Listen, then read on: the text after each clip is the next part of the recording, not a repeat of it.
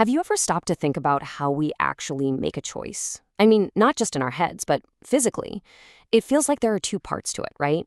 You've got the mind, full of possibilities, able to jump back and forth between ideas. And then you have the body. It has to commit to take one single, irreversible path.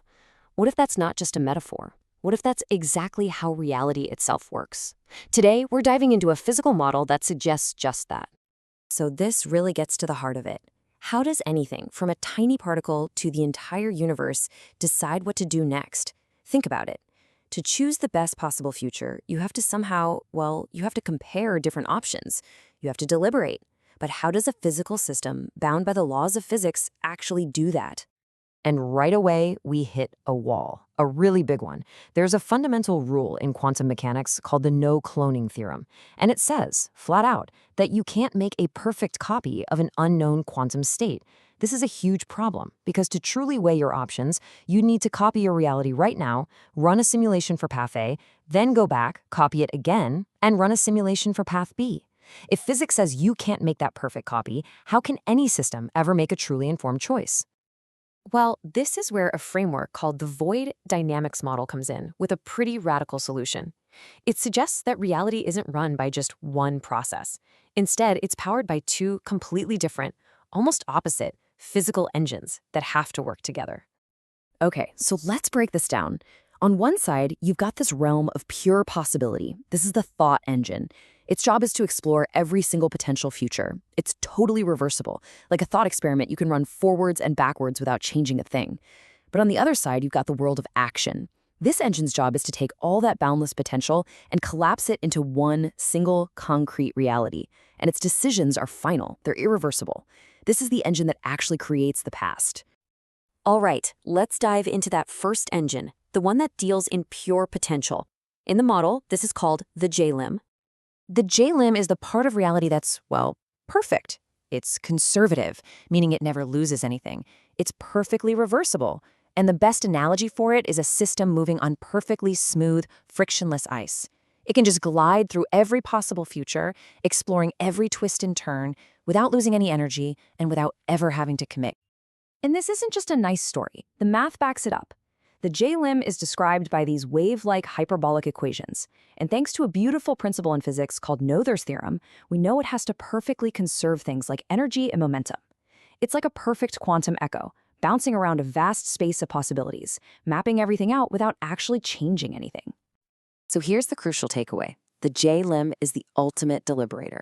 It can survey the entire landscape of what could be and identify the single best path forward. But here's the catch. Because it's on that frictionless ice, it has no way to get a grip on reality. It can find the perfect path, but it has absolutely no power to actually walk it. So that brings us to the second engine. If the J-limb is the system's mind, then the M-limb is its body. This is the part of the system that takes all that potential and forges it into a single, physical, irreversible reality. The M-limb is the total opposite of the J-limb. It's dissipative, it loses energy, and it is strictly irreversible. So if the J-limb is frictionless ice, the M-limb is like rough sandpaper. It's what introduces friction into the system. And it's this very friction that grinds all the possibilities to a halt, forcing a single choice to be made. And its physical properties are just as concrete. It's described by parabolic equations, the kind you see with heat spreading out. It follows something called an H theorem, which is a fancy way of saying its entropy, its disorder, tends to increase. And that irreversible march towards disorder is what we experience as the arrow of time. It collapses potential down to one outcome by paying a cost in entropy, slamming the door on every other option. So let's put them side by side to really lock this in. You've got the mind, reversible, frictionless ice. It explores all possible futures and conserves information. Then you have the body, irreversible, frictional sandpaper. It creates a single past by dissipating that information. Two completely opposite but totally essential forces.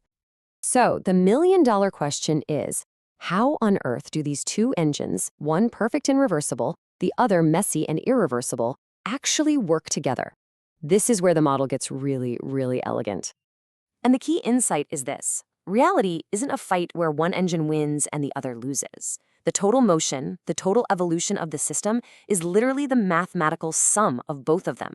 They are coupled together, flowing forward as one single dynamic. And here we can actually see the math behind it. That first term, that's our mind, the J-limb, it's always trying to find the path of least energy, providing this clean, directional intent. The second term, that's our body, the N-limb, it's always pushing toward the path of greatest entropy, the most disorder, providing this kind of chaotic but very decisive action. The total change is the sum of both. So the mind's clean intent is constantly giving this strong bias, this gentle nudge that steers the body's messy but definitive actions. And this isn't just a one-and-done calculation. Nope, it's a continuous feedback loop. Step 1, the body acts, and that changes the state of the world. Step 2, that new state immediately gets fed back to the mind. And step 3, the mind uses that brand new information for its next round of deliberation.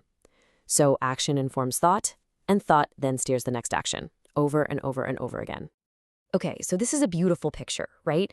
But can you actually test it? Is there any way to tell the difference between a system with this kind of internal deliberation and, a rock just rolling down a hill? Well, the model proposes a pretty fascinating test for that. It's called the Conscious Echo Gain Test, or the Echo Protocol.